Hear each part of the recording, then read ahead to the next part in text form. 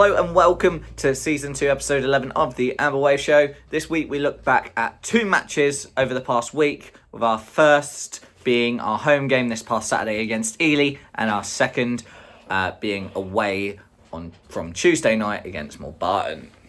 Yeah, we have match highlights from Non-League Wonders and Gameday, so as always, thank you to both of them for continuously allowing us to use your highlights. Yeah, so now on to last Saturday, where the Bloaters took on Ely City on a warm, sunny Saturday afternoon in front of 193 fans, which, believe it or not, is our second lowest attendance of the season, which we want to point out, absolutely amazing for a Step 9 club that is averaging 278 people per game.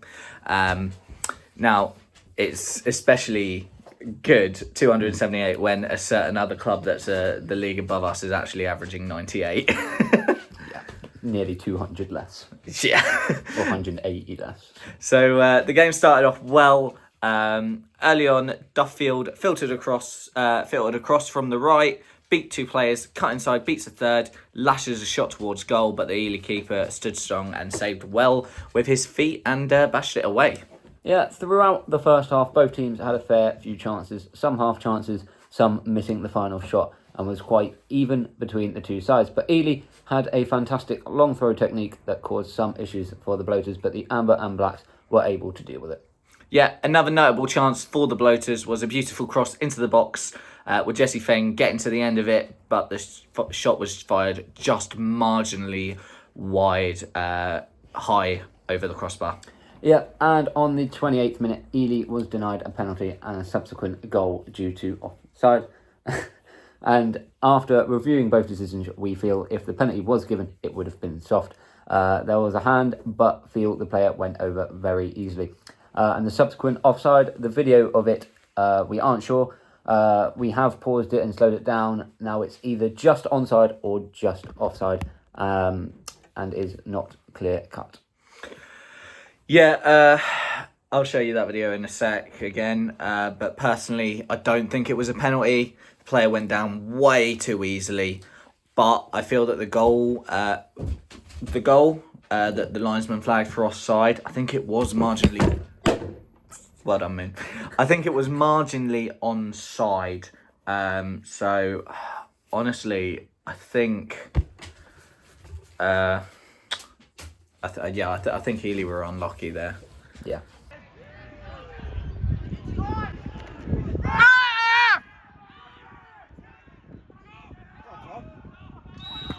But other than that, I think a fair reflection of the half was 0-0. Yeah, and the second half could not have started better for the Bloaters, as 5 minutes into the second half, and this is why we sing it, Connor Deeks scored from a corner. Take a look at this well-placed goal. And crossed in there for Yarmouth, trying to find someone in back. Oh! No, it's not being carried back. Connor Deeks with an absolutely brilliant goal, and that is 1-0 to Yarmouth. Yeah, not too long after, Belmar whipped in a brilliant free kick. Sam Adams got his massive head to it, but unfortunately, it just went wide for the Bloaters. James Cooper also went close when he spotted the Ely keeper off his line and went for an audacious effort from the halfway line that went agonisingly wide. Then in the 85th minute, from a corner again, the goalkeeper spilt it. It fell to Sammy Adams, who shot with his foot. Yes, his foot, not his head, his foot. And it was 2-0. It was another very well-placed goal, with the highlight of that here. And crossed into the corner. Oh, it's been fumbled. Cooper! No! Adams! Sam Adams has finished it up for Yarmouth. And that keeps the unbeaten streak for Yarmouth. And it is Great Yarmouth 2, Ely City 0. And that is how it finished. Great Yarmouth Town 2, Ely City 0. Hello. So another 3 points for the Bloaters on the board already. And now we go on to the midweek game as the Bloaters travelled to Mulbarton. Yeah, the Bloaters rocked their new third kit for the season, which is a fully grey kit. The game kicked off in the pouring rain, horrible conditions, but the pitch was really good and held up brilliantly throughout, so hats off to the groundsman. Jesse Fenn kicked off for the Yarmouth, and within the first few moments of the game, Barber set up Jesse Fenn, who passed to Belmar, and what would have been an amazing cross was cut out by the Mulbarton defender. Yeah, Mulbarton grew into the game very quickly with a succession of great passes, great movement. What are you doing? What are you doing? Yeah, they had some great movement, and they put plenty of shots towards the goal and towards Brandon Ling, but he stood tall and a few good saves. Yeah, we did have a few good spells, though, especially from down the wings. But as we crossed it into the box, we could not find a Great Yarmouth shirt, and it was cleared away a fair few times. Yeah, in the 28th minute, great play from Mulbarton, saw the ball in the back of the net, but the linesman did have his flag up for offside. However, 4 minutes later, Mulbarton found themselves running in through on goal and was brought down in the box and penalty awarded. I mean, no arguments for the penalty. It was a penalty. It definitely was a penalty. Kieran Smith for Mulbarton stepped up and smashed it home, bottom left-hand corner to take the lead, and we have the build-up to the penalty and the penalty right here. And Mulbarton, oh, it's a tackle and it's a penalty for Mulbarton. Oh, and that could be a very, very good chance for Mulbarton to make it 1-0. Oh no. Mulbarton with this penalty to try and make it 1-0, and they do, bottom left corner. And it is Mulbarton who take the lead.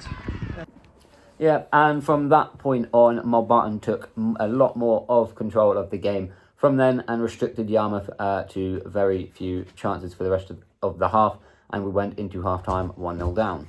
Yeah, it almost started so well for the Bloaters in the second half, as just 6 minutes in, the Mulbarton keeper was forced into a good save down to his right-hand side.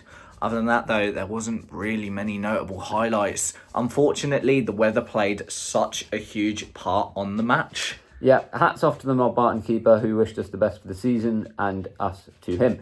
And to our players who always come over to us at the end of the match. We really love you all and appreciate everything.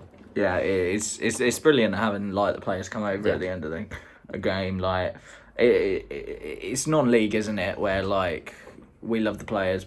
Hopefully players love us. And it's that connection that we have. But yeah. Yeah, that was the first loss of the season in the league, and it had to come. She really liked you today, doesn't she? But we had to bounce back for this Saturday as we play Heacham away. I'm not there, but Big Stephen is.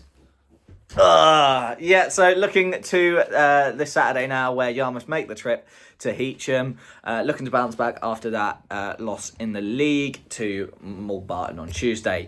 Heacham sit rock bottom of the table. They have played 7 games, so they've played one more than us.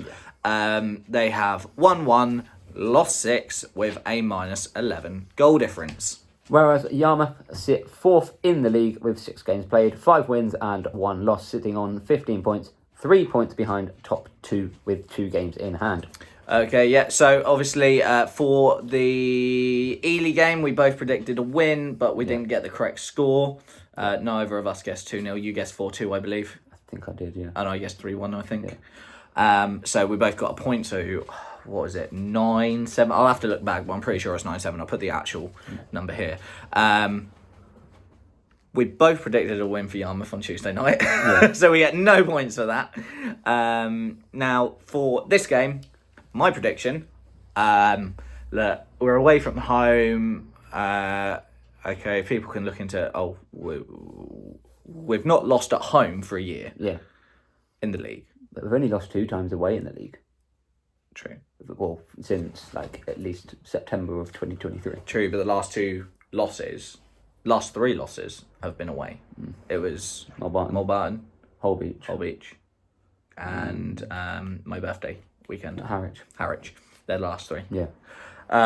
So when we do drop points, it does seem to be away, although it's not very much. But I'd still think we're going to win. Look, they're bottom of the table, 7 games played, and when you get to 7 games played, 8 games, 9 games, 10 games, the league sort of has start of the structure of where teams are going to be. Yeah. So I'm going to say we're going to put the result right. I mean, Bondi said that Tuesday, so we'll put it right.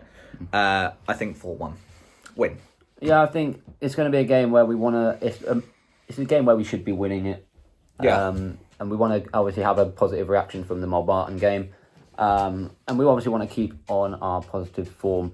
So I'm going to go with quite a risky one. 5-0 win. 5-0, okay. I thought it was going to be 9-0. 9-0! 5-0, I think, for Yarmouth.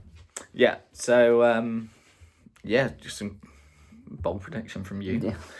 I mean, similar to you, you've just made them concede, and I've just added that one on to us. Yeah, I don't know why I'm doing that, though. Like, I've done To be it fair, like where we I've always seem conceded. to concede at least one little goal. We could, in the league, we've only conceded 3, though, this season. But we have played like 5-6 games. Yeah. So I worked out before the Mulbarton game. Yeah. We had an average of 2 goals scored a game and conceding like 0.2 a game or something stupid like that. Now I think it's like 1.8 goals scored per game. Yeah. And then 0.33 conceded. But it's all good conceding goals as long as you score more than you concede. 0.5 conceded. But yeah, quite bold predictions from both of us, I'd say. But that is all we have time for this week's episode. So we hope you enjoyed, and as always, Up the Bloaters!